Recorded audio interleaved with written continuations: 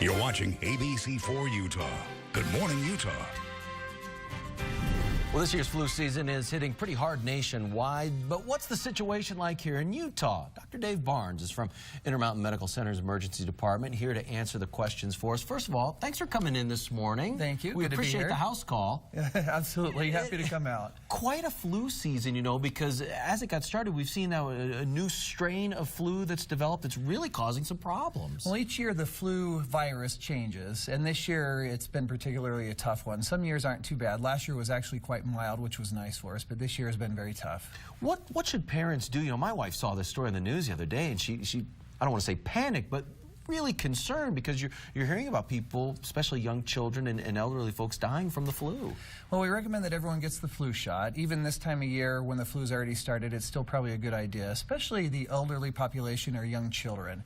Those are people that are susceptible to getting worse cases of the flu. So we still recommend that. Okay. Other preventative things, good hand washing, and if you're going to be coughing, you want to cover the cough up. And, you know, we still say get the flu shot because we're really kind of just getting into the season, really, aren't we? I mean, it's very early in the flu season for the most part. Well, it's been about the past 3 weeks we've seen a definite uptick. In the past week, especially in the emergency department, we've seen a lot of cases come in and some real sick people, definitely.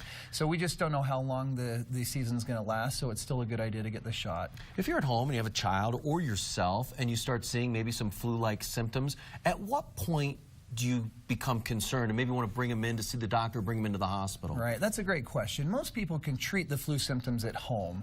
And the classic symptoms of the flu are a rapid onset of high fever, coughing, body aches, muscle strains, things like that. And you can treat the fever with Tylenol or ibuprofen. You want to stay hydrated, get plenty of rest.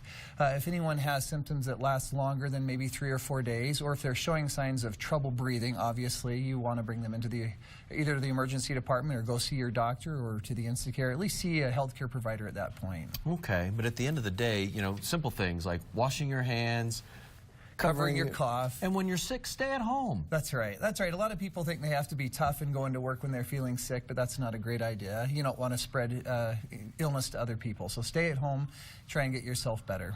Wonderful. Dr. Barnes, we appreciate you coming in this morning, helping us sort through this. The flu season will last.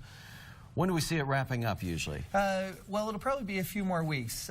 We have Intermountain Healthcare has developed a website, germwatch.org, where you can look at a map and see how bad the flu is. I think they have a graphic of that right there. You can see by county how bad the flu is, and this is live data based on our hospitals and clinics tests.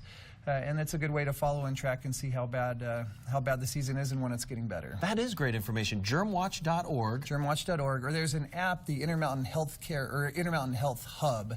You can download that to your smartphone, and it has a link to Germwatch also. Oh, what a great resource. We appreciate you and all your colleagues, everything you're doing. Thank you very much. Dr. Barnes.